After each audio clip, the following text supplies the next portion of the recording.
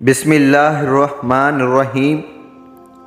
مرد کی پسلی سے عورت کو بنا کے اللہ تعالیٰ نے مرد کو اپنی اس حکمت کا اشارہ دیا کہ میں نے اس عورت کی تخلیق فرشتوں کی لائی مٹی سے نہیں کی، میں نے اسے تمہارے جسم کے حصے سے اس لیے نکالا کہ عورت کا تقدس اور پردہ قائم رہے۔ فرشتوں کو بھی خبر نہ ہونے پائی کہ زمین کی لائی ہوئی کس مٹی سے عورت کی تخلیق ہوئی، یعنی عورت کے تقدس کی حد تو دیکھیں کہ فرشتوں سے بھی اس کی بناوٹ کا پردہ لازمی قرار دیا گیا، اور پہلی عورت اس مرد کی پسلی سے نکلی جس کی وہ منکاح کہلائی۔ اب بات آتی ہے پسلی کی۔ عورت پسلی سے ہی کیوں نکلی؟ کیا ٹیڑھا پن وہیں سے ملا؟ نہیں، یہاں بھی حکمت سے